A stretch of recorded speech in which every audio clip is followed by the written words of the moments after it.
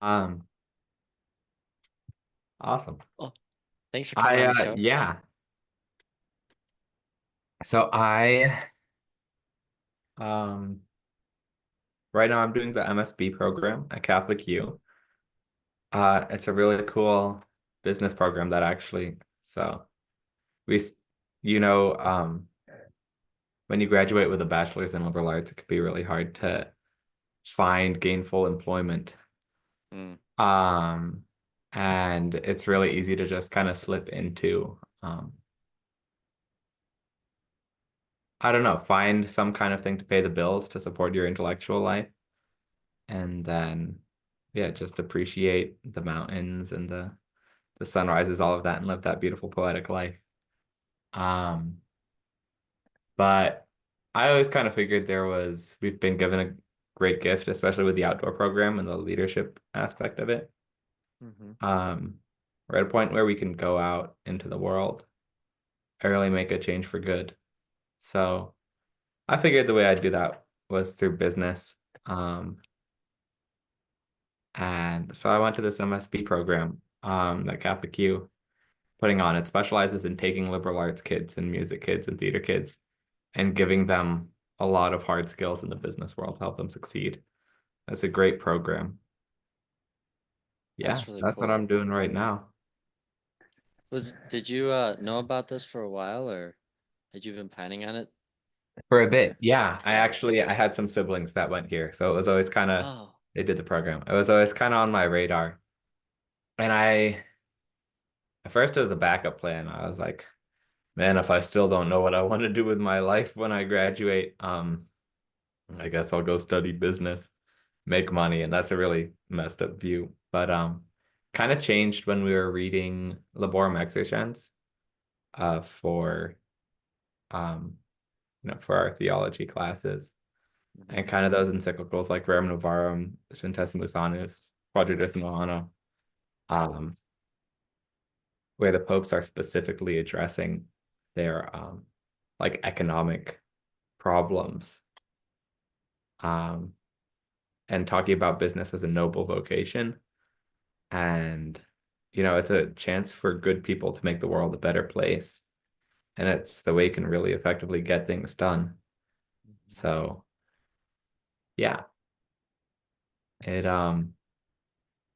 I read that, went to a couple conferences, met a couple people, talked to my mentor. And yeah, I'm really glad I came here. I'm really glad. It's awesome.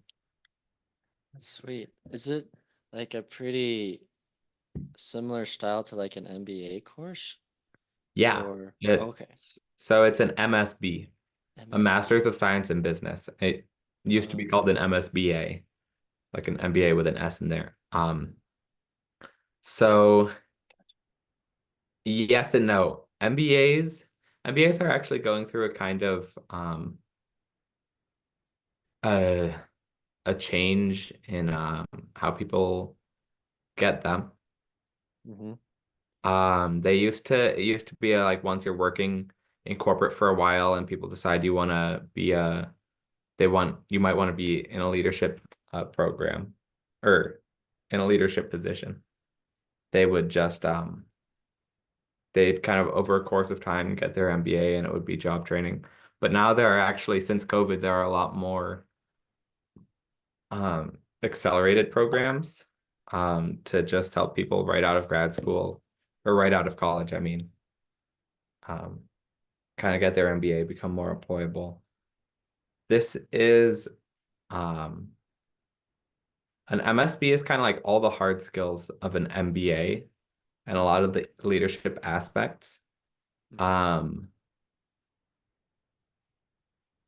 but yeah, just slightly more technical than an MBA. hmm Again, That's cool. it's designed for liberal arts kids.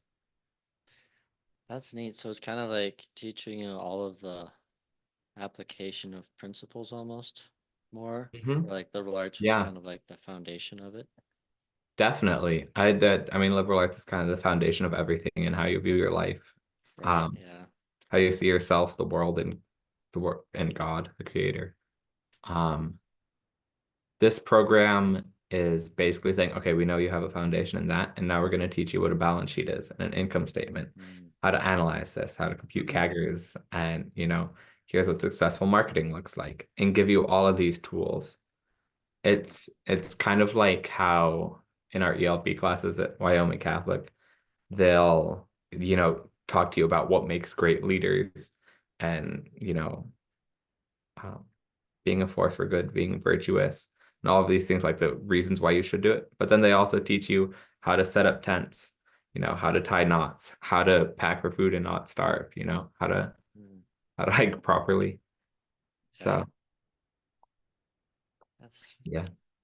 so. Have you thought about like what kind of business you'd like to go in after school, or because Yeah. I remember you talking before about how you've been thinking about this kind of journey for a bit, and it got me really excited because I really think entrepreneurship is a great idea. Yeah. Um, I so think the yeah. end goal is to have my own business. I'm not sure, honestly, right now. So the end goal is to be able to start my own business, to have all the tools so that when I see a need for something in a market for something, I can actually act on it. Mm. Um, I think what that'll probably end up looking like is my friends will have really great ideas, but won't have the business kind of expertise to actually get them off the ground. Mm. Um, and then I'd be able to like come in and maybe help people, kind of indulge my ego and play a bit of a superhero or something stupid like that. But I like that or idea. like if the college ever needed financial help, right? Like Magdalene College went under a little bit. Hmm. Not a little bit. They went under. Um and I don't know why that happened, but I really don't want that to happen to Wyoming Catholic because it's such a special place. So, Yeah, um yeah, just when people need my help, I hope to be able to help them, in this particular area. I like that. There's so much you can really do in business.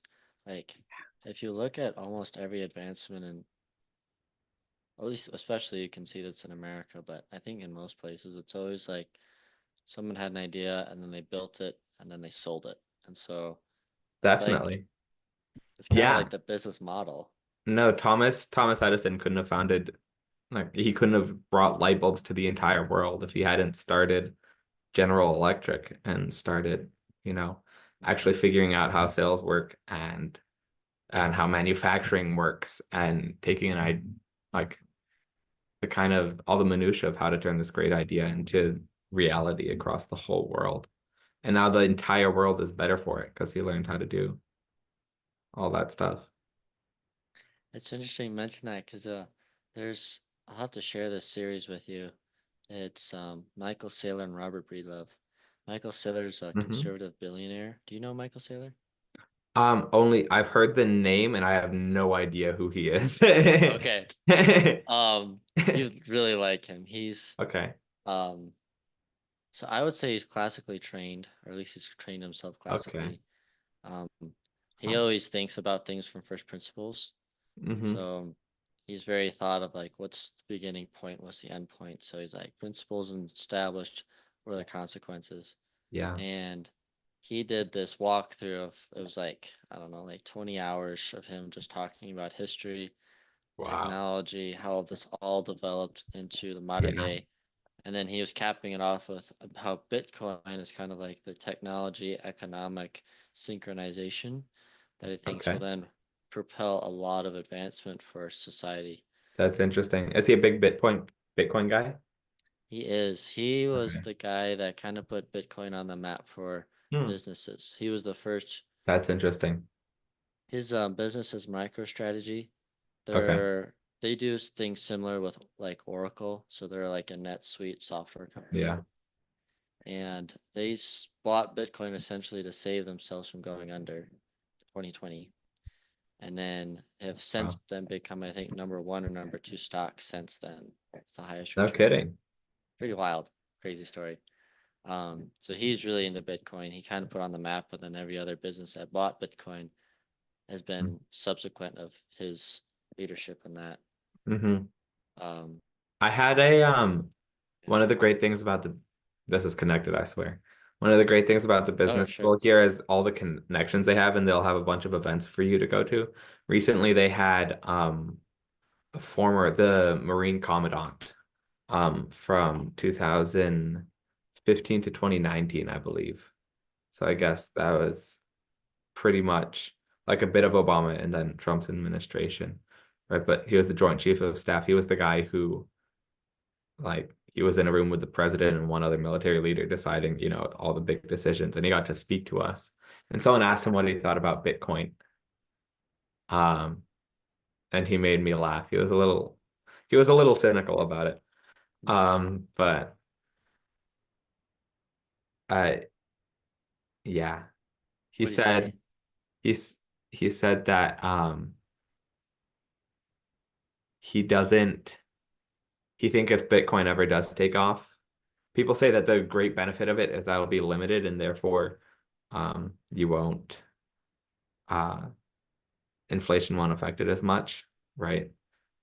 Because it can be directly regulated. But his thoughts were, yeah, but the government will just make their own currency and then they'll be able to regulate it manually and they'll Mm, they'll like they can already regulate inflation and costs of everything pretty much, and they'll be able to do that if they make their own currency as well.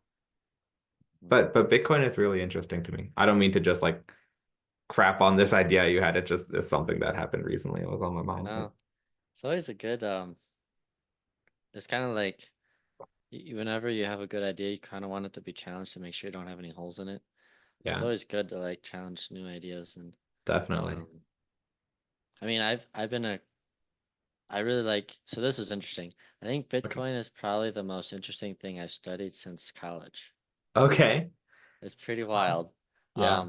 But Michael Saylor's been definitely a proponent with like Hmm. putting me on the trajectory for that. But it's built on Austrian economics versus Keynesian economics. Are you familiar with Okay. those terms? Not Austrian economics. What is that? So Austrian economics is essentially um, capitalism in its most true form. So you Okay. essentially you just keep what you make and you have the freedom to work and the freedom to trade. So Okay. With those are no like regulation from government? as minimal as possible. Okay. So that's their idea. So it's like you Okay. can't have central banks, no inflation. Hmm. Um, Essentially, it's like a free market was as free as it could be. That's what Okay. Austrian economics So look kind of like. Milton Friedman type Yeah. that stuff.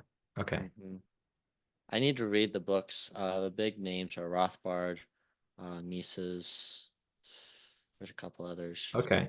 Um, so Keynesian economics, they're that kind of the hallmark for Keynesian is like inflation is a good thing, and then Austrian is like not really.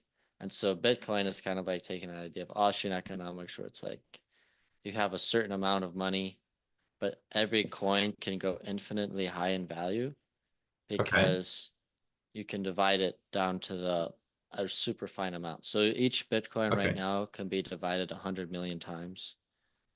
Okay. So it's like instead of having the penny be the base value of a currency or Yeah. money, this each breakdown is called a Satoshi. Okay. So the cool thing is like with the current money, you have to print more so that there's more volume to be used everywhere. Right. Or at least that's what they tell us they need to do. And then Bitcoin is like it can just absorb the value, and so you need less and less Bitcoin to buy more and more things. Hmm.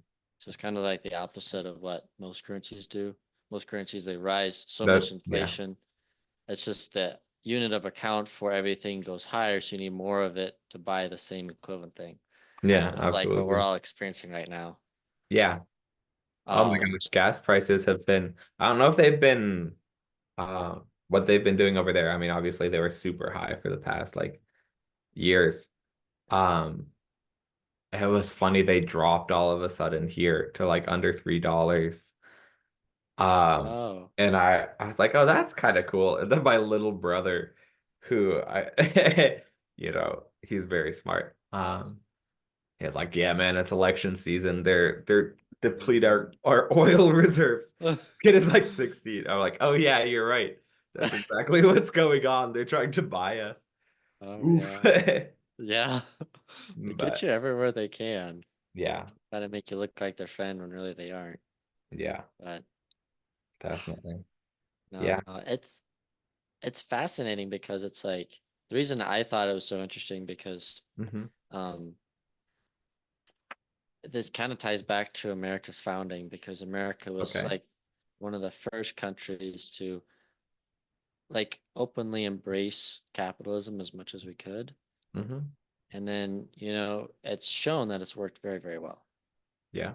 And every time we go against that idea, things get really bad. It's like every problem in America could probably be fixed if we followed the Constitution, the Uh-huh. Declaration, and our founding principles.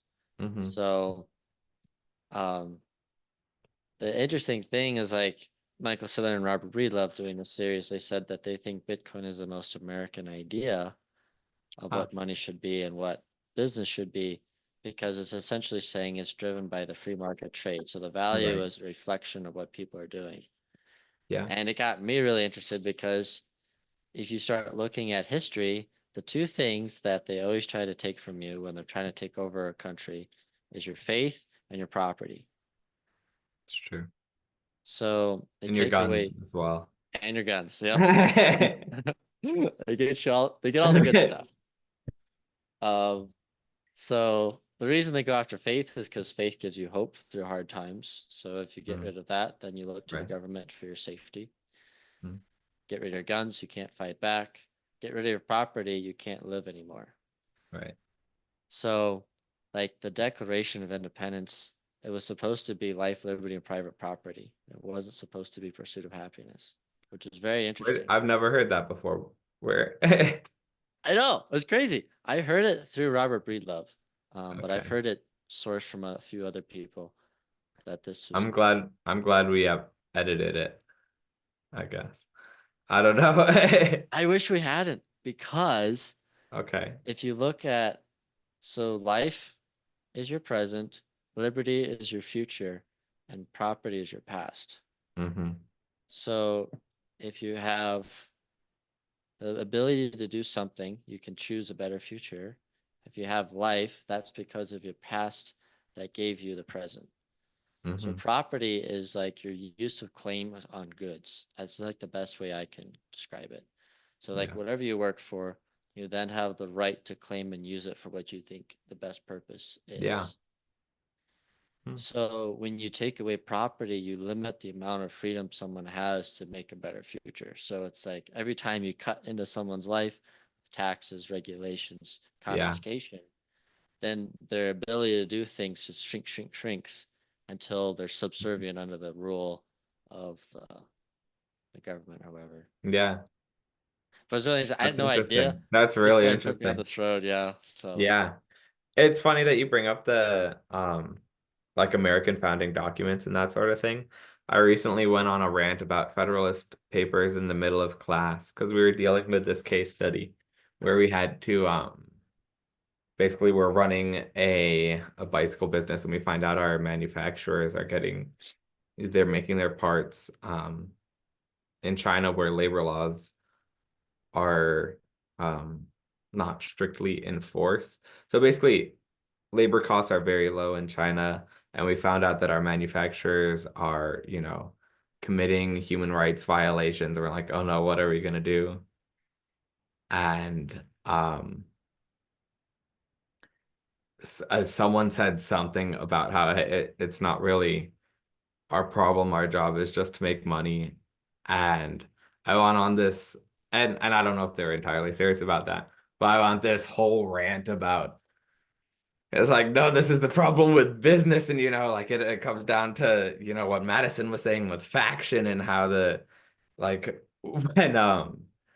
when government's job is to protect the common good. And when faction becomes too strong, that's how empires fall. Like when you have too many people with their own personal interests and not thinking about the common good, thinking about their own private good, that's how they fall. And you're supposed to moderate that with large republics. But now the factions are so large that it doesn't even matter that we have an entire continent. And I went on this whole rant, and they're looking at me like, who is this kid? Like, yeah, Wow, that was good it though. was I funny. mean, because you're standing up for the right thing, and that's what good business is. I hope so. Yeah, Every time, every that's time the you t goal. take care, well, yeah. The cool thing about, I don't know if you touched on this yet, but like the cool thing about business is that both people benefit with the sale. Yeah, So the person that's selling the good, they value the money they'll sell it for as more valuable than the thing they're selling. The absolutely. person buying it views the thing they're getting more valuable than the money. Hmm. So there's a benefit increase. Yeah, it's a win-win situation. Yeah. Andreas, I mean, the Popes talk about this. JP2 talks about this a lot, but also Andreas Widmer, who wrote the book that I used in part for my senior thesis, talks about how the essence of business can be summed up in the double thank you. So you're at a coffee shop, they give you money and you say thank you, and they say thank you for the coffee, and then you both Mhm. are happy and go your separate ways. And Yeah. that is yeah, he talks about how the economy exists for people, not people for the economy. It's like Mhm. ultimately a business exists to benefit society and make the world a better place. Yeah. And a huge part of that is profit, but not that's not the final end, to use Aristotelian terms of business, you know? Mhm. Yeah, or like monetary profit is an additionary benefit. Like, and Yeah. maybe like the profit of the person's well-being might be the end goal. Hmm. Yeah, and a lot of the money that companies make goes right back into the company. Part of it goes to their owners, and Mhm. I mean, that's just they made it. They should get the money they made. But Yeah. also a ton of it just goes to, if the company's public, it goes to their shareholders and it goes back into the company. And you can be reinvesting, I mean, on a large level, if you're making billions of dollars, you reinvest that into your company, and then you can serve people even better. Yeah. And cut down on your costs of all your fixed and variable costs, and your customers will be happier because you can provide them with a better product, and you can continue to improve the world. Hmm. It's really nice. Yeah, Money it's like, is money is really nice to have, but it's not, I don't know. It could be used for so much more than just personal gain. So, yeah, like money is a tool. So hmm. Yeah, it's a lot of things, but one of the, I think it's interesting. It's interesting how they've kind of convinced people to make money to give it away. Isn't it interesting? say more. So, um, what do you think about like, okay, you work hard for something, you make something that's good, you get a, you're paid for that, you earn an income of Yeah. any, like your owner or you're a worker, I guess an owner or an Uh-huh. employee, they're both workers. Yeah. But so, but it's interesting because a lot of people think that it's bad to have the money you made. And Mm. so you should give it to somebody that hasn't made the money. They'll know what's better to use it for. They'll have a better use for it. I think that the person that makes the money, if they do it justly, honestly, maybe I should just define this. I don't think you can make money unjustly. Hmm. I think that's stealing because you didn't make a net benefit for two parties. So let's say if a company, quote unquote, makes money, they have a larger balance sheet. If they didn't actually render a service that's better to a person with a free Hmm. consent, they just essentially took from that person. Hmm. So I think a person that actually makes money should be the one responsible for how it's used. Yeah. So I think that's kind of a thing where it's like, especially in America, there's a lot of like stigma where people say, "Oh, if you make a lot of money, you need to give it all away to these people that don't have a job or these people that know how to fund your money that don't work either, but give it to other people who don't work. Yeah. I was That's reading something by yeah. Carnegie. The library in Lander, Wyoming that was it's like it has Carnegie Hall.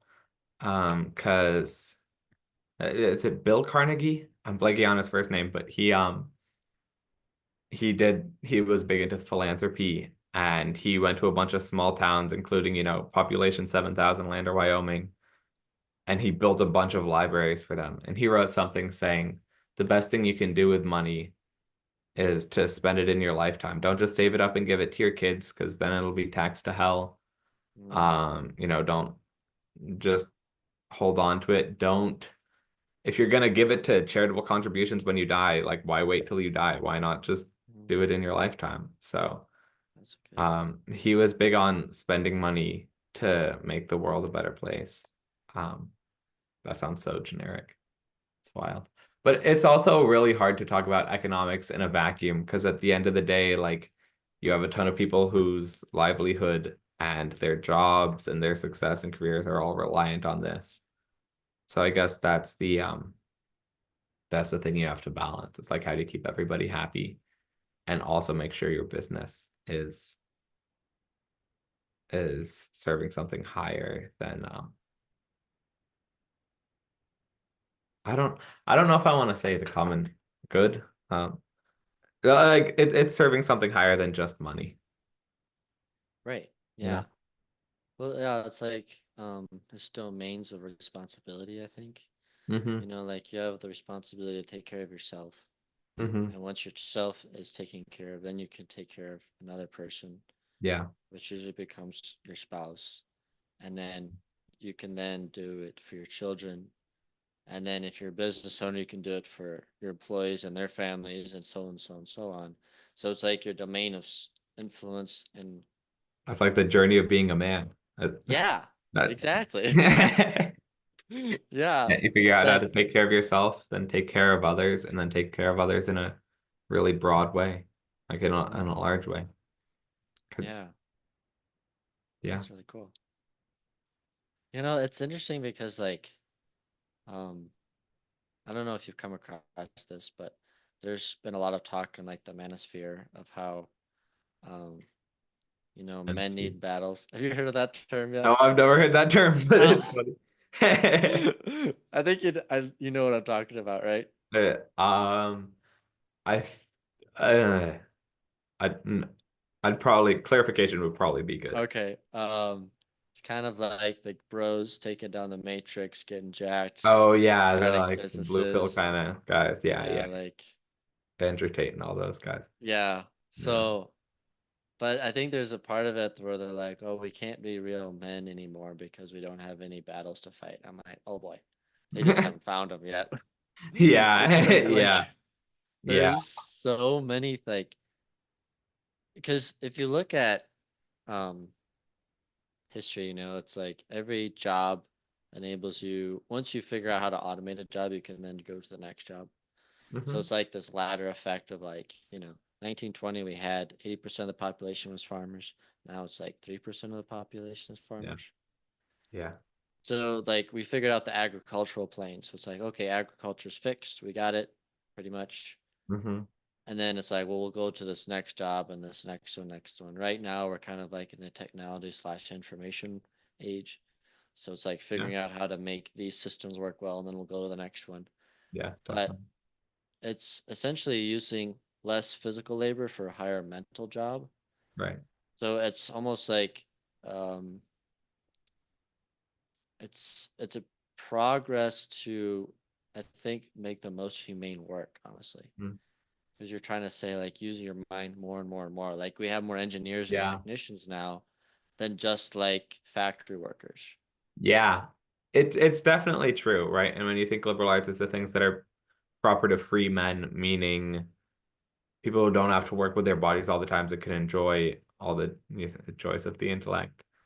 I've always been a little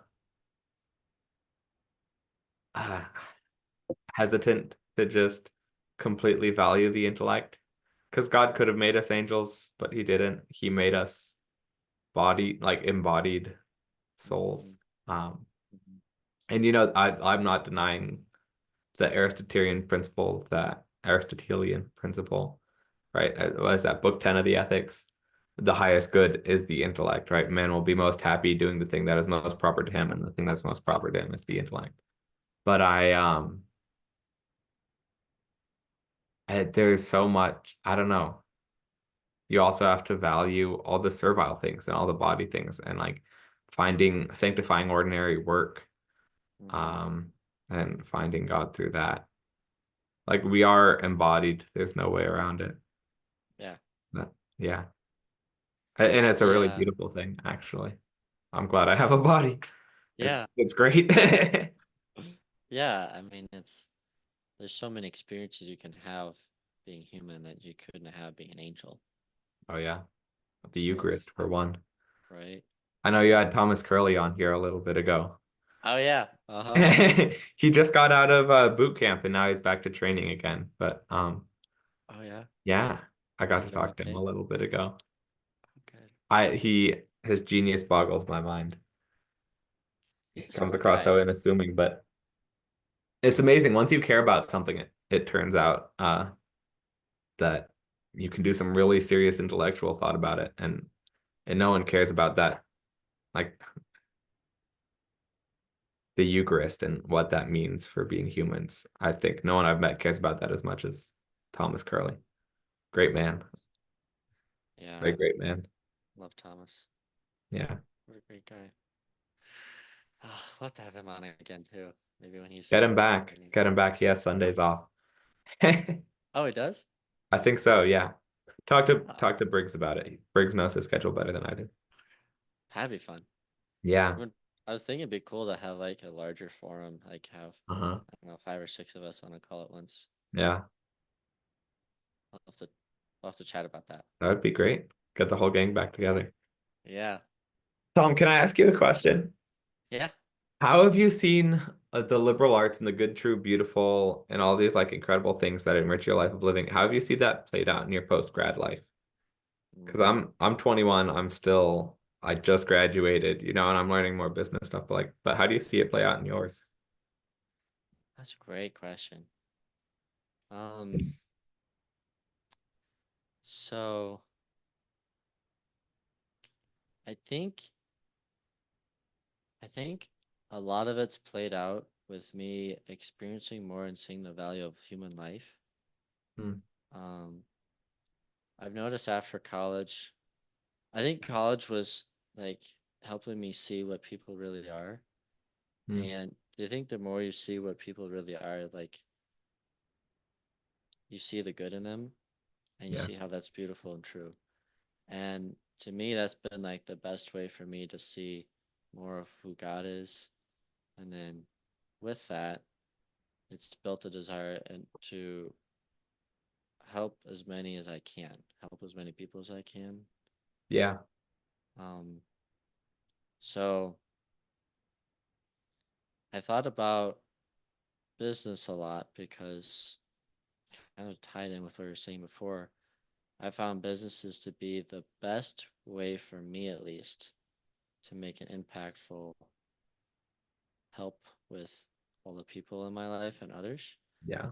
Because if I'm able to render a service that is really beneficial to them, and I can Mhm. invite others to do that in this business, and even do it through like affiliates and other forms of like business Yeah. interaction, then in a way we can start.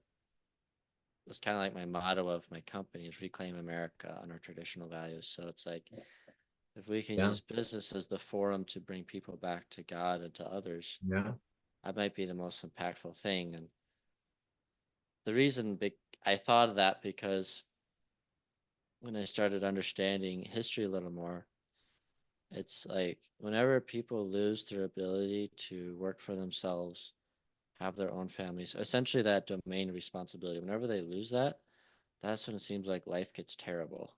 Hmm. It's the dad that comes home and he can't pay his bills, so he doesn't know how to be happy for his wife who's counting on him. And then his kids don't know what's up. And they're like, what's wrong with daddy? And then it's just it puts them in this down Yeah. cycle, and they can't afford their groceries. They can't give their life, live the life they want to live. He can't give to them what he wants to give to them. And Yeah. then it just becomes worse and worse. And then people don't think of starting new families because they can't afford things, or it's like they don't even think that they can get married because they don't think they can produce a paycheck, and it's just this unending cycle of just like people just going into themselves more and more because they don't feel like they can give anything. Yeah. And I think if you can enable people to have the opportunity again to make the life that they want to have, I think that might be one of the best ways to help them. Yeah. Absolutely. And there's a whole art to it, and There is, yeah. that's worth diving into for sure. Yeah, like oh, I need to send you a link for this book. I'll drop it in the description too. But Henry Mhm. Ford wrote a book called My Life and Work. I've heard of it. And Yeah. yeah, Yeah. it's really good. It's Yeah. his philosophy Grew on up in life. Michigan, so kind of, right around Uh, Henry Ford and all that. But yeah. yeah. It's such a good book. Like his whole thing is philosophy. Hmm. Like he built his whole business on what he thought was the most philosophical, foundational ideas of what work should be, what you should produce, how to produce it. It's interesting. And yeah, like he said in there, he said the worst thing a man can feel is that he can't produce for himself. And so, Adds up. Adds up yeah, with my experience. right? Like, Yeah. what's worse to a man than really saying, I can't pay my bills and I don't know what to do to get out of this I situation? can't help others and I can't even help myself. Yeah. Because, like, I think it's instinctual for men to be like, no, the tribe is counting on us to bring food home, Yeah. so how in the modern Going out day, into the world and finding your purpose and all of that. Yeah. mhm, Yeah. yeah. So, What do you, but are there any, that was, a beautiful soliloquy on, the uh-huh. essence of work and finding the beauty in it. Are there any like really concrete things in your life where you found that like your liberal arts education really just enriches it or Mm, helps it? Because I know for me, I've found, I don't know, the biggest thing I've been thinking about is just like developing a love for truth. mm, Um, it's a big one. this kicked in way too late. It was like senior year when I was doing my thesis. I was like, oh wait, I'm not just trying to get a good grade here. Like I'm trying to, this sounds so dumb, but like I'm doing all this research so I can actually come into the truth. And that's going to take a lot of research and a lot of synthesizing. And I'm not just trying to meet requirements, but like I'm like, oh wait, I care about this. And now when I'm in the business world, I'm like, oh, all of these numbers and spreadsheets and all of this are a different way of getting at the truth. It's like we study philosophy and theology at Wyoming Catholic, but we also study relativity and music theory and calculus. So it's kind of like all these different ways of getting at the truth. And I guess ultimately the created world and its creator, right? And knowing what God and the world and man is. But Mm, I forget where I was yeah, going with all of that. Um, are there any concrete ways that you find it really helps life? yeah. So try to put this in a concrete way. Yeah. Um, it makes me want to do more, so I don't want to sit back and relax in life. So I want to try to fill up as much as I can with things that I think will be good in the long term. Like I want to pray better. I Hmm. want to communicate better. I want to learn better.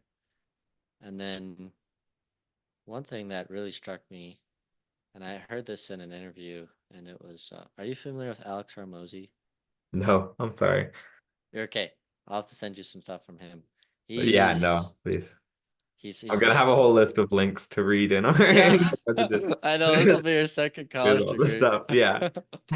Um, but so he was saying that so to put in context, Alex is probably one of the most successful young businessmen alive right now. He's Okay. 35. I think he's net worth of 200 million or something That's like not that. even close to the most successful businessman. What? Oh, sorry, keep going. Well, at his age though, Okay. 35. Oh, I see. Okay. Yeah, yeah. So, Okay. like there's a lot more successful guys, but at his age, Right. he's Yeah. hauling. So, but he was saying that um, he was doing one of these jobs and he was working for a French lawyer. And he said the two times he ever spoke to her was the first time when he got his interview. And the second time she came by his office and he looked distressed and she was like, "What's going on?" He's like, "Oh, I just have so much work to do. I'm working so hard." And Hmm. she just laughed and said, "You don't know what hard work is." And just walked away. And he was like, "What? Like, I don't know what hard work is, you know?" He was like top of his class at Vanderbilt, you know, Right, like right. power lifter. Like he's like, "Pff, what does she know?"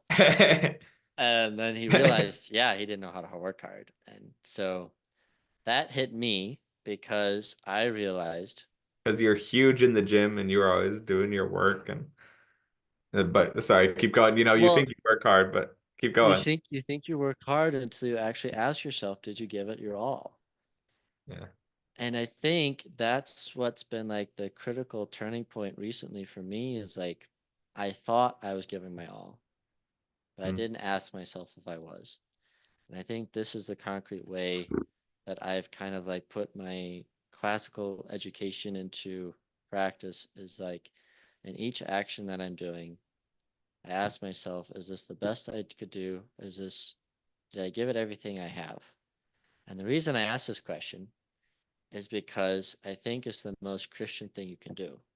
mm, Because when Christ was alive, he gave everything he had for us, and that actually merited us life eternal.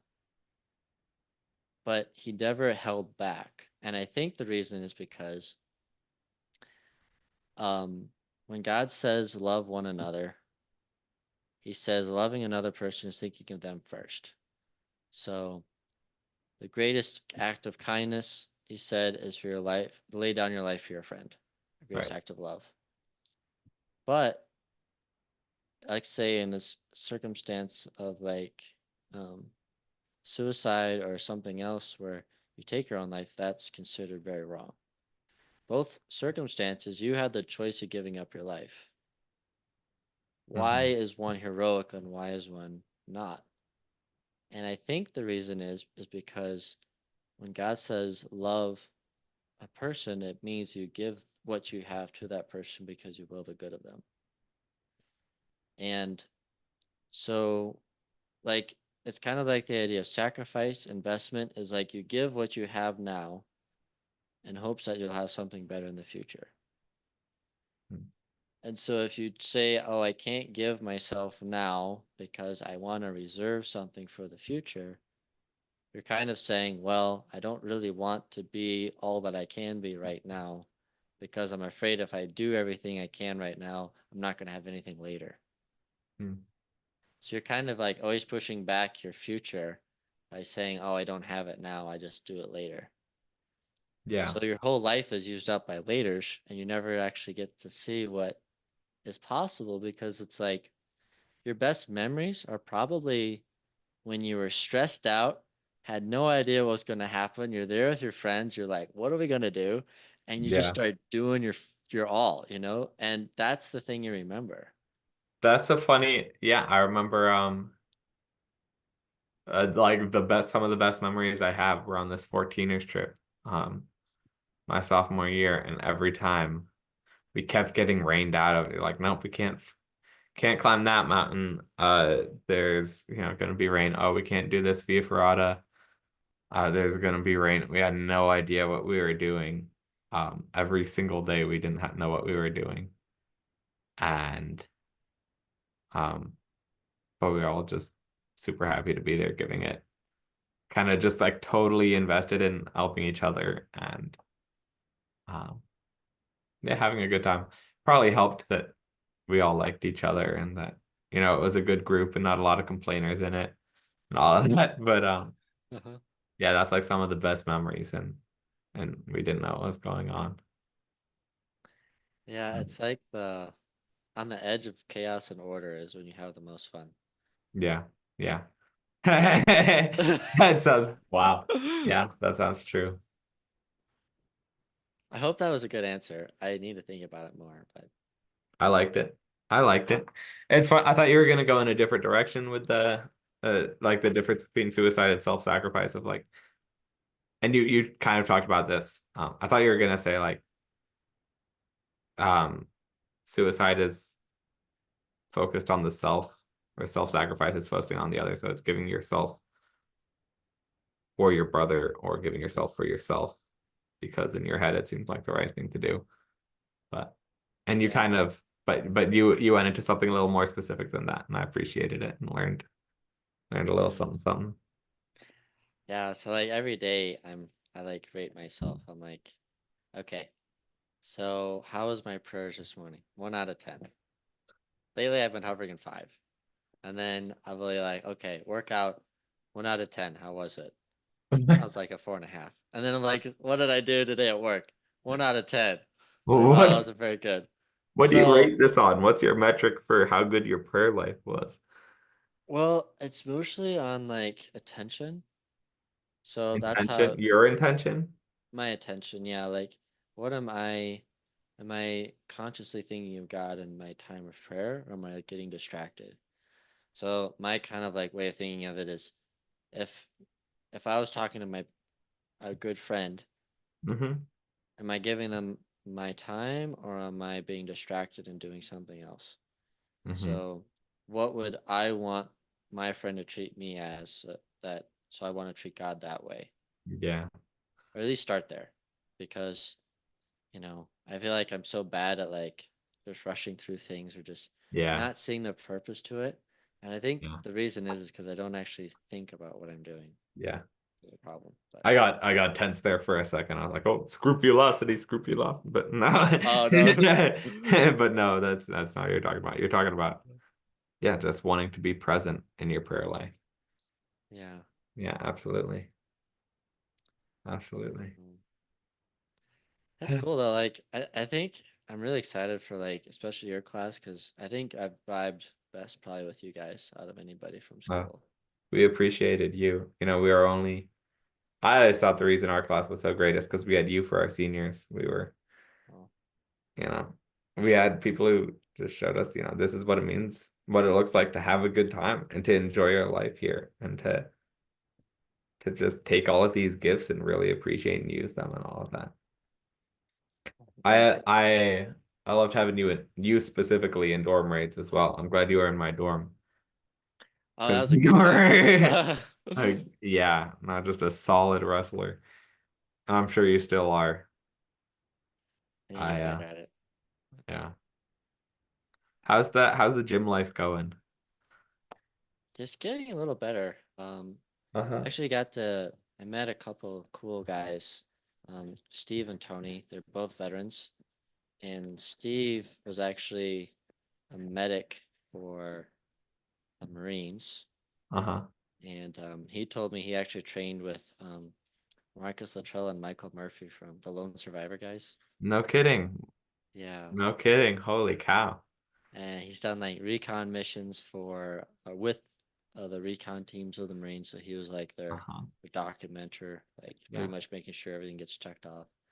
And so he's had a pretty wild life. And but he was into powerlifting and bodybuilding when he was younger.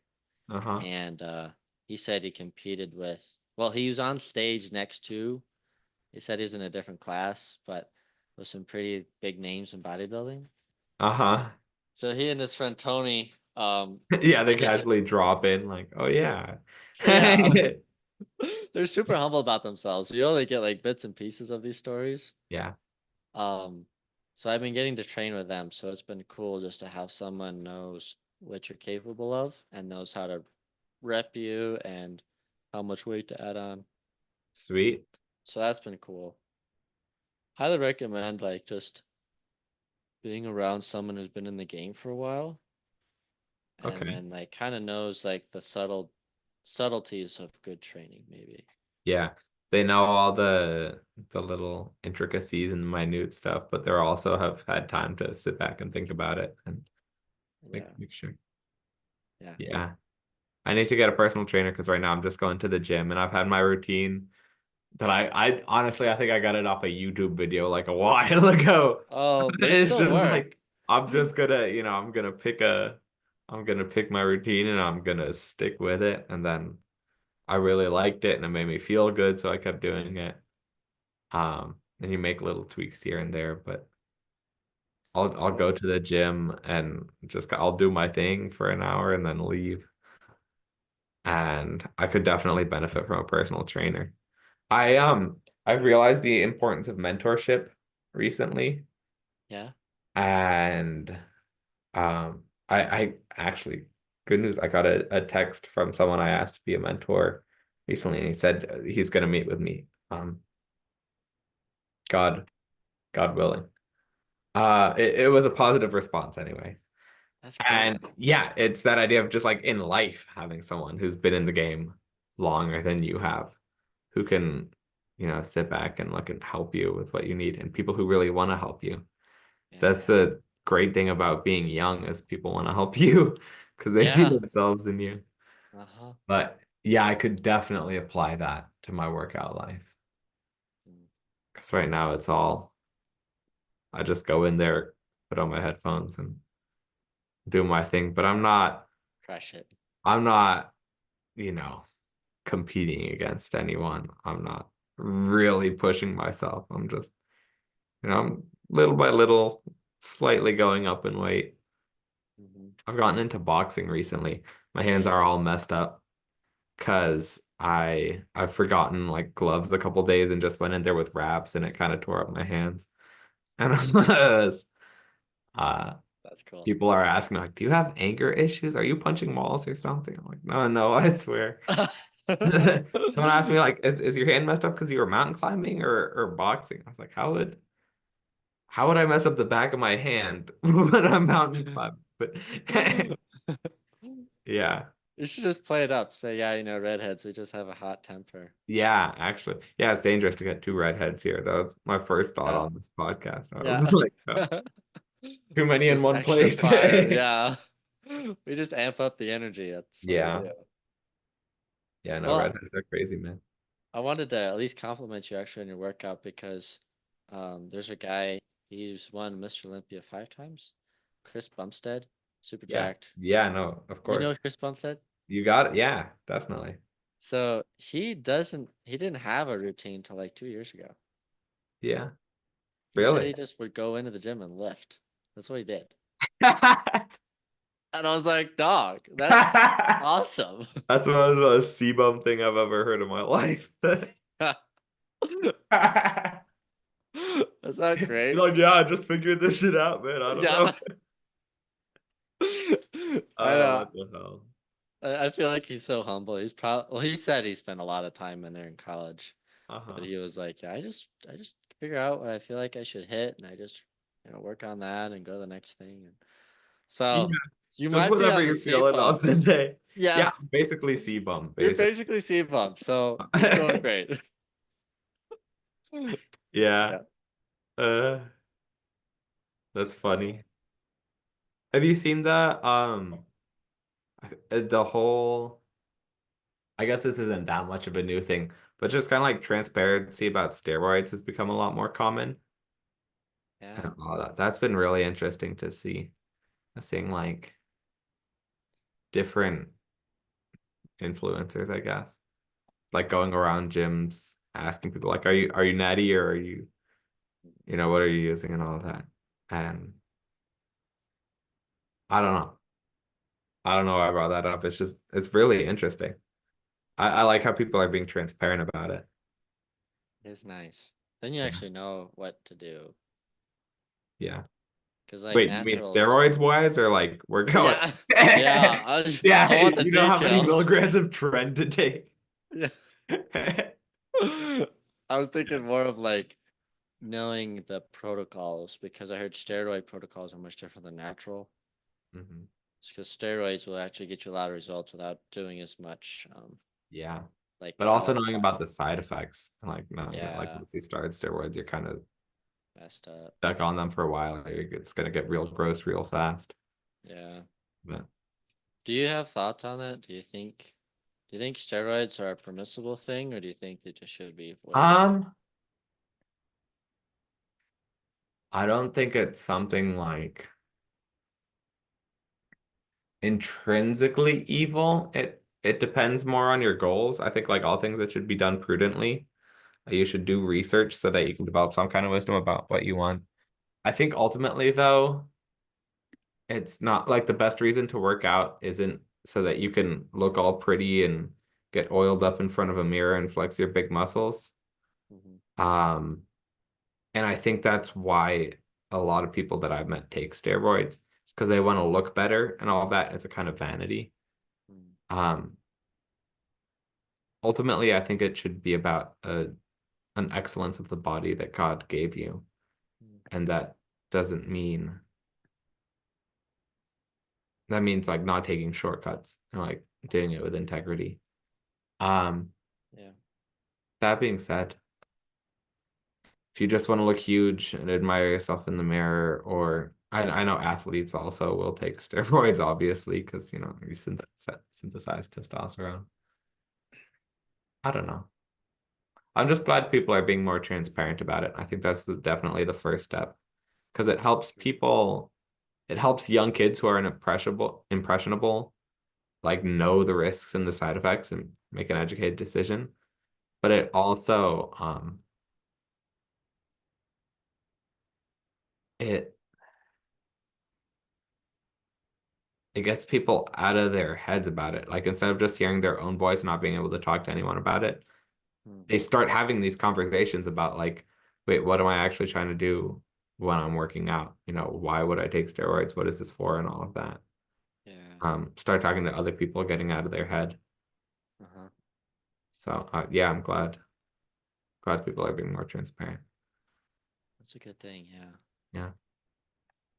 It is cool, like, kind of reminds me of like in the business space, a lot Mm, more people are kind of like just documenting what they do each day. They're like, yep, these are the phone calls I made. This is the work I worked on. hmm. Um, I didn't get these things accomplished. These are my goals.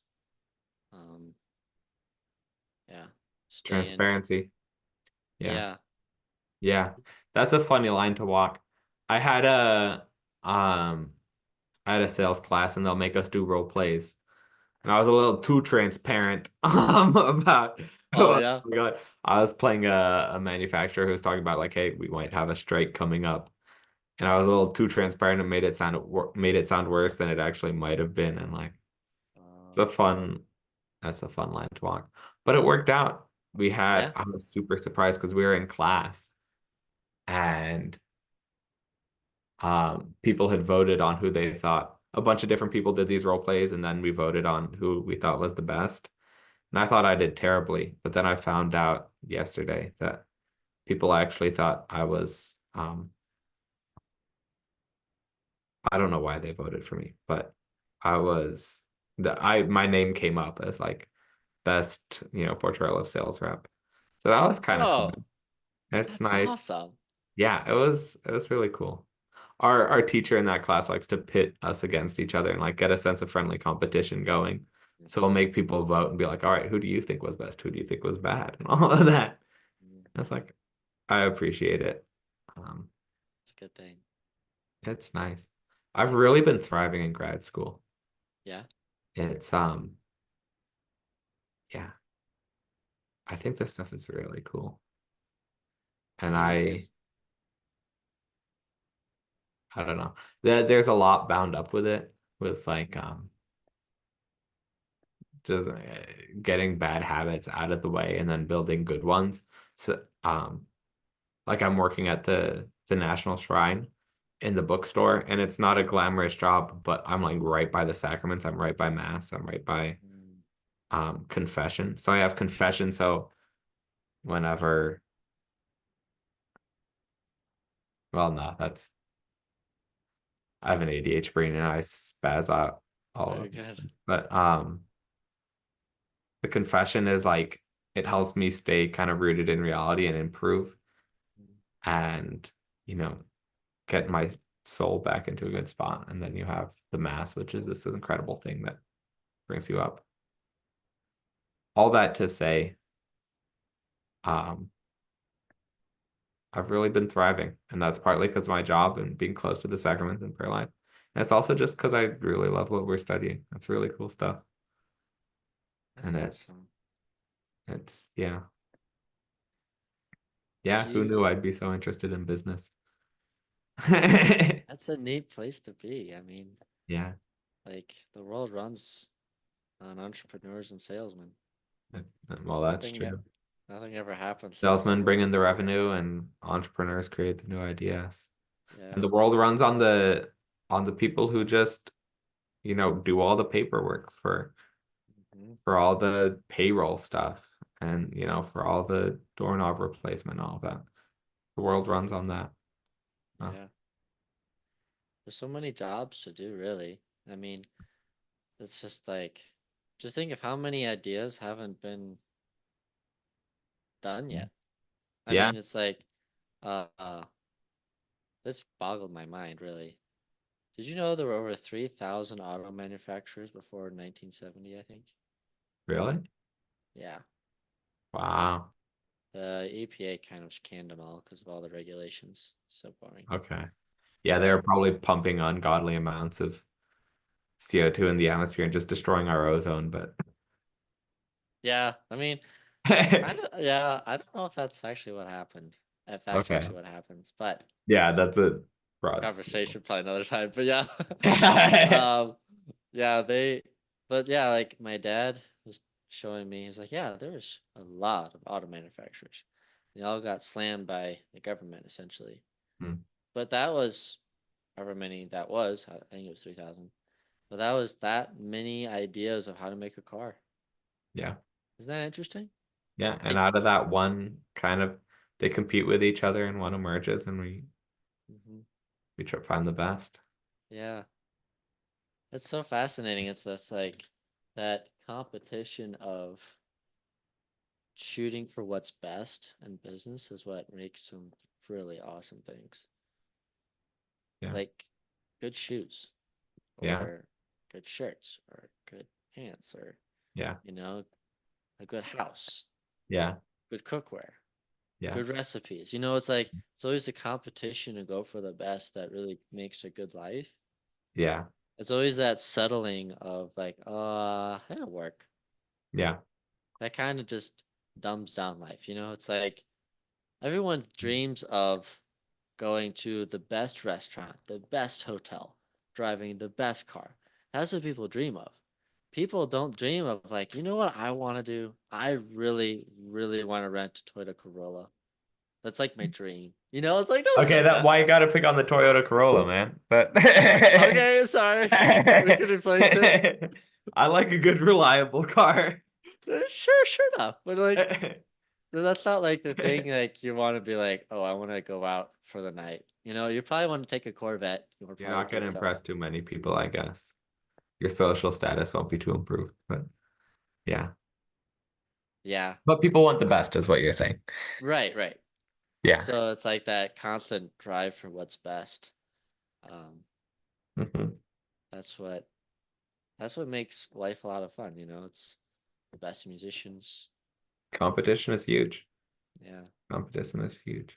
We were doing a case study in class today. We were talking about Hewlett Packard or the HP computers.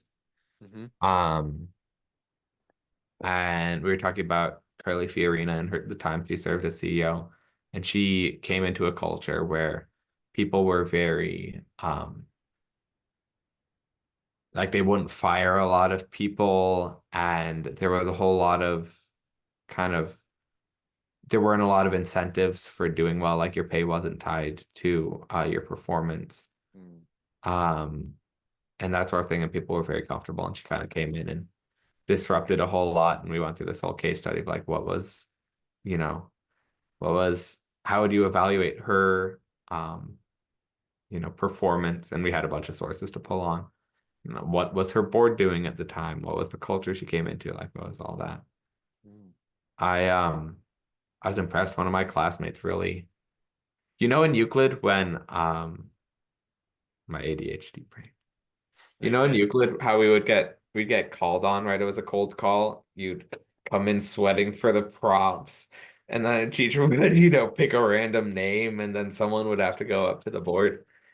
We have a similar thing in our managing the enterprise class. So we'll have to read this case study and prepare notes. And then our teacher will do Harvey Seegers, he's an incredible guy. But he he'll have someone pick a number between 1 and 24 or whatever our class size is. And then he'll read that person's name and we'll have to present the case and open up the case. And today, the person who did it with this case study was, she did an incredible job. She gave the most like detailed but also comprehensible thing. She just really upped the bar. So now next time, next week, I'm gonna have to prepare even better. Mm. I don't know what I was ranting about. I should get medicated for this ADHD, man. This is brutal. Well, I'll have to get you some links. Yeah, It's actually ADHD is a nutrition deficiency. no kidding. Hmm. I knew it. It's just I need more beef. I knew if I ate more beef, I'd be happy. Oh yeah, well it No. probably would help. Um, but actually what probably is a problem. So I actually have bad ADHD as well, really, really bad. And I found out that there's well it's Grant Cardone. No, Okay. Another sorry. guy I have to send you huge business guy. He's helped bootleg or kickstart a business and it's now become 10x Health. And the guy that runs it, Gary Brecka, has this thing where they test your body's ability to transform food into the nutrients you need. So it's Okay. basically taking food, breaking it down to the basic Yeah. elements your body can absorb them.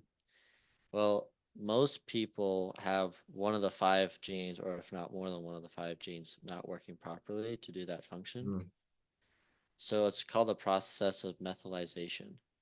mm. And there's this gene called the MTHFR gene. I don't know why it was called that, but apparently it lives up to its name. Um, You've been reading, Tom. You've been reading. I've been reading, yeah. You've been keeping that And intellectual life alive. yeah, I'll try and. Um, but so what this is essentially your body can't absorb basic nutrients like magnesium and another thing called methylfolate. And Okay. so when that happens, your brain doesn't get the proper nutrients to deconstruct thoughts. And Yeah. that's what ADHD is. Yeah. ADHD is your mind can construct thoughts faster than it can deconstruct thoughts. Mm, So it's like if you were watching a concert and you had the main singer, and then a second later another guy shows up, and a second later another guy shows up, and you're just like going all between them and trying to pay attention to everything all at once. hmm. Because your mind didn't like say, "Oh, we're done with this thought now. We can just think about this one." Right. Ooh, So, what's this new shiny thing over here? mhm. Yeah. But it's really Meanwhile, the simple. people listening to you are like, what the hell is this guy talking about? Yeah. What? Oh my God. Yeah. So, it's pretty simple to fix. You just take vitamins. Hmm, Um, that's interesting. so yeah, I'll send you more info on that too. Okay. Yeah. That's it's awesome because you're like, oh wait, I'm not permanently problematic, you know? Yeah. Yeah. Because I'm like, sometimes I do that all the time. I'm like, I've always thought of ADHD as a strength. I figure there's a reason it evolution is. did this to us. Like for sure. This is, yeah. Well, I mean, if you think of that many thoughts all at once, it means your brain is doing a lot of work. Yeah. Yeah. It's Should just, stay on top of it. So that's why I started going to the gym, honestly. mm, Is to help manage ADHD. Like it was a mental, and it still is like a mental health thing for me. huge. Lifting weights is probably one of the most healthy things you can do. Yeah. Don't just use your body. push yourself, do your best. It's amazing what you can do. Yeah, your body essentially like reboots itself every time you work out. Mm. Yeah. Yeah. It works out. I destroyed myself on leg day a little bit ago. I don't even have a Man. leg day. I do full body like every other day, but for some reason, I went really hard on legs that day. Worst mistake I've ever made in my life. I was walking around like an old man, just like hobbling into class. And then I'm sitting down for 2.5 hours to listen to someone lecture. And then I try to stand up and just topple over. Oh no. That's when you know he did it right. Uh, yeah, better than not feeling anything, I guess. That's really depressing. When the Yeah. next day you're not sore at all, and you're like, "Oh my gosh, I'm an awful." I'm an awful Yeah. person." What was I even doing in there? Yeah. Yeah, I might as well not have even worked out. Yeah. Oh, so true. Mm. I saw here's his channel on Instagram, and this guy, he just has like these super buff chickens, like cartoon style chickens, and he's just like gym stuff. And one of them is like, so if you teach a man how to work out, he'll work out for a week. If you fill his feed with anabolic monsters, he'll work out until he dies. Oh, So good. But every time I'm like just thinking about that, I'm like, okay, what's what can I actually do in the gym today? And it's yeah. just kind of a fun challenge, really. It's like Yeah. I need to start fighting more, like because boxing sounds really fun. I had a lot of sisters, and that was always kind of had a lot. I have a lot of sisters. I have 5 sisters. Wow. And that was always a thing walking down the street. Like, oh no, what if that guy jumps us and like, Yeah. will I be able to protect them and all that? Hmm. So it's kind of that's why I'll still box if I don't like bring my gloves or anything like that. Because I'm like, if I'm in the middle of the street. Okay, let's be real. Like as a man, it's nice to know that you can kick someone else's ass. All right. But Oh it's just yeah. it's really nice, Oh yeah. like and you're not always gonna have boxing gloves for that. There's something to be said for just having tough fists and all Hmm. of that. But yeah. No, I always worked out basically so I can fight better and to manage my mental health. Those are the two things. Um, then there's all the, you know, Socrates said that it is a pity to not see man and, the true strength and beauty of which his body is capable. And it's like kind of gay Socrates, but okay, like keep going. Yeah, you're right. But Well, he might be speaking for the other side. yeah. Yeah, he was huge. Do you know Plato means broad in Greek? Really? Yeah, he was a wrestler, dude. Plato was a wrestler. Dog. He, No wonder he's cool. yeah, I know. He was massive. The man won like multiple, like, I don't know if it was Olympics or like Athenian championships of just wrestling. And yeah, That's I've amazing. heard, I've never confirmed this, I've never come across this, but there are dialogues that just basically like when someone makes an invalid point, he like flexes and they shut up. That's probably just something stupid I saw on the internet, but it's like I was like, if his name means broad, like he was a big dude. That's hilarious. Yeah. And his Oh. Socrates' other student, Xenophon, like another big guy, he was like a cavalry general. Like Mm. defended Athens against I don't know if it was the Persians or whoever was trying to invade them at the time. But yeah, just like these guys who you don't know had like they're known as philosophers, but they actually had like incredible Mm. like just like careers. You know what I mean? They had some kind of trade or practice and they got really good at it. And then they had the good ideas. Mm. The That's more I really live, the more I think like, man, I should have like studying the overall lights is great, but like I should have like built up a skill before I did it. It's not a regret at all. I'm super yeah. glad I did that, but it's just like you value it a lot more once you have your particular skill and thing you're really good at, Hmm. and then you could kind of like something you feel comfortable in, and then you study these great ideas, and you're like, oh yeah, like this other thing, That's a valid point. Yeah. it's 'Cause like I the outdoor think, program on Wyoming Catholic. You you read something like, oh, the wind was biting him, and you're like, oh yeah, I know exactly what that's like. I know exactly how that feels. Yeah. yeah. No, that's a good point. I reminds me of something else. Alex Ramosi talks about. He says that um, learning is the ability to have the same circumstance with a new behavior that you try out after your first circumstance. He says a Mm. lot better, but essentially saying you try something in this circumstance, a good or a bad effect happened. Next time, you either repeat the good effect, make it better, or you still fail again. So his thing is like, okay, if I want to see how fast you learn, I'm going to put up a red sign. And then after when I put up the red sign, I'll smack you. Okay, next time I put up the red sign, are you going to duck or get hit again? And he Uh-huh. said that is learning. It's like you're seeing cause and effect. Right. And so how fast can you see it? And then that's like your definition of intelligence, because intelligence is defined as like, or it can be defined as your rate of learning, which is cool because then you can become more intelligent the more perceptive you are of learning, Yeah. which is interesting.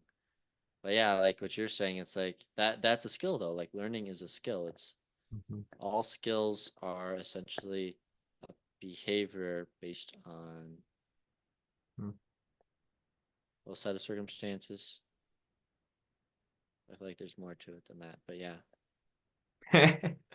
It's okay. Still learning on that one, but yeah. Yeah. Yeah. Yeah, no, I have some pretty great thoughts. It's intelligent, dude.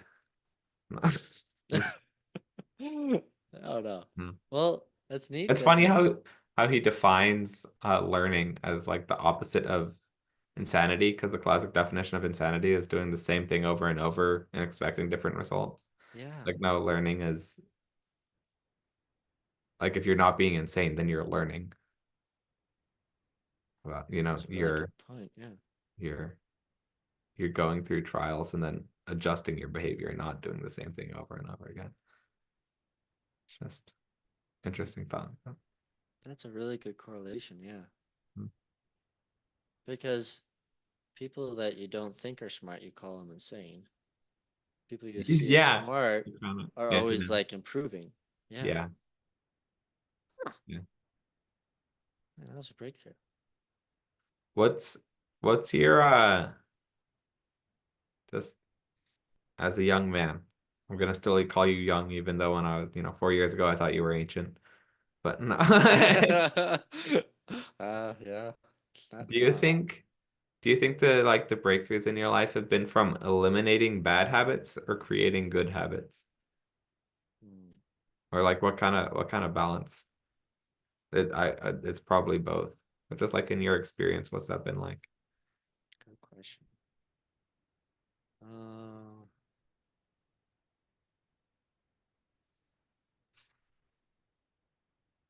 I think It's a it can. 180 completely, so don't stress too much if Yeah, you that's a great question. Um, I think it would be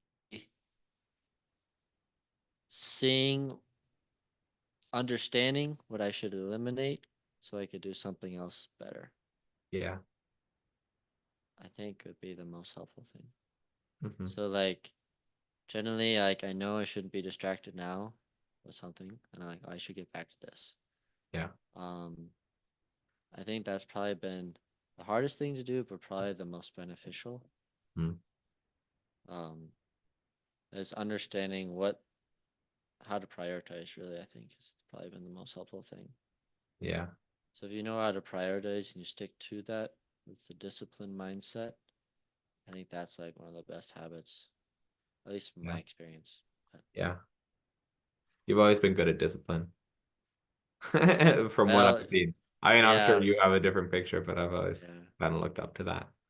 appreciate That's it. good. I Yeah, I noticed, was you know what I not, mean? Maybe in your head yeah, you're not doing great, but from my point of view, thanks. I appreciate it. yeah. How about you though? Like, what do you think?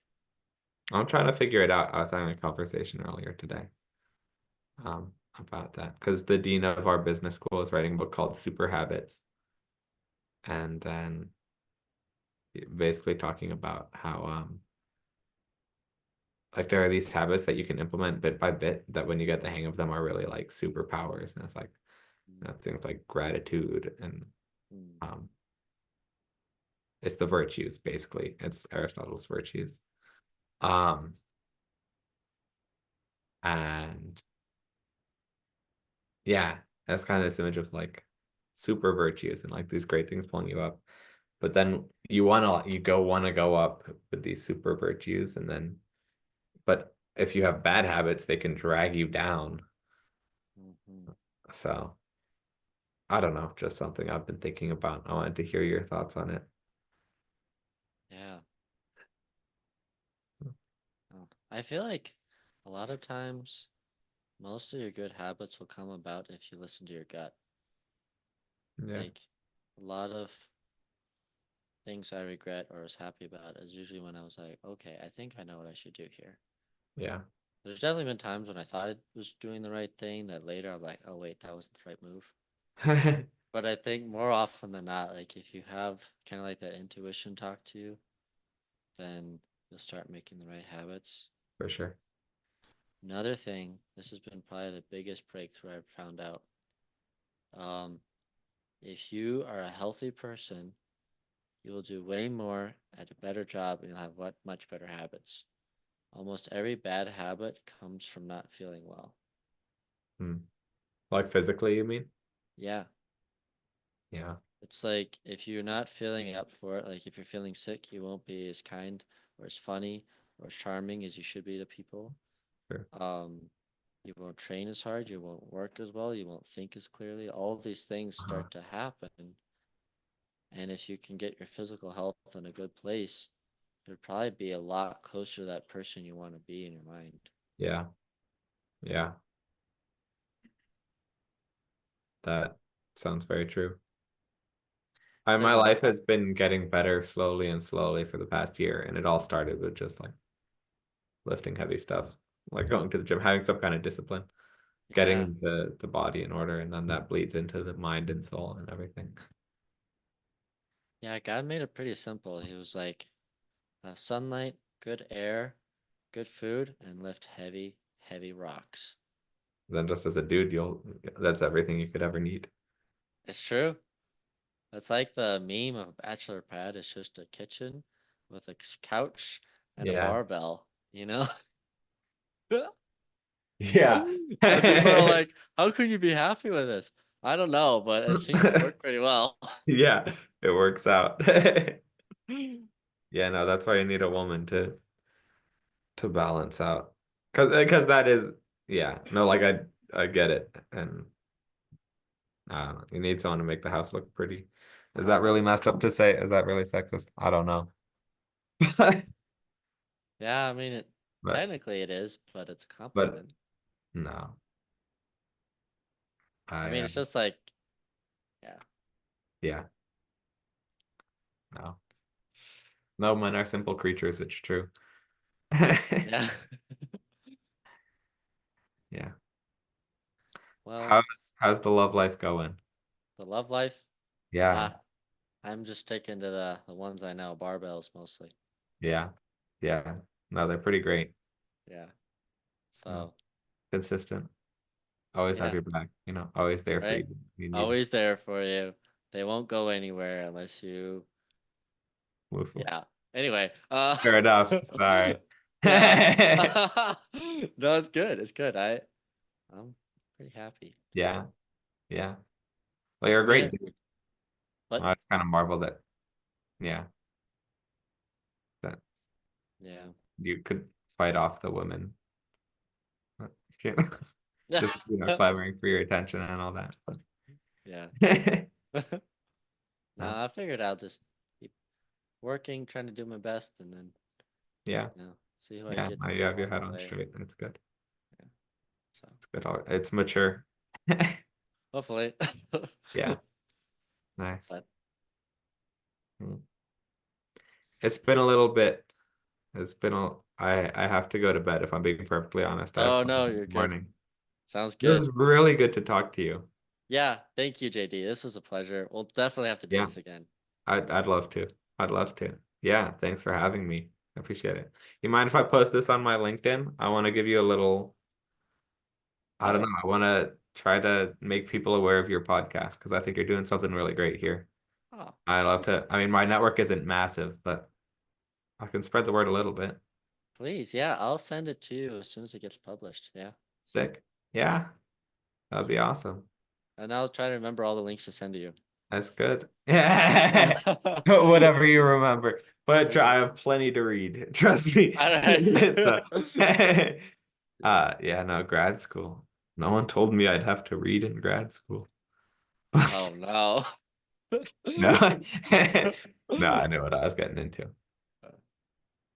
But Tom, it's really good to see you. You too, JD. Thanks Yeah, again. This was fun. yeah, absolutely.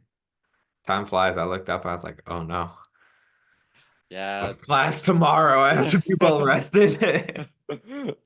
Oh no. Yeah, if they ask you like what happened, you just be like, I was solving the world's problems, you know? Yeah, it's all Just our accounting teacher when he asks a question and looks around and someone's like he's looking for someone to answer his question and someone's looking down at their notes or something and be like, he's over there solving world hunger. He's, you know, That's dude, funny. it's too important, really, Yeah. to, be concerned with the small things like accounting. Yeah. No. It's That's funny. okay. Well, I'll see you around, Tom, okay? Sounds great, JD. Take Yeah, care. thanks for talking. Absolutely. It was really fun. Yeah, absolutely. Take care.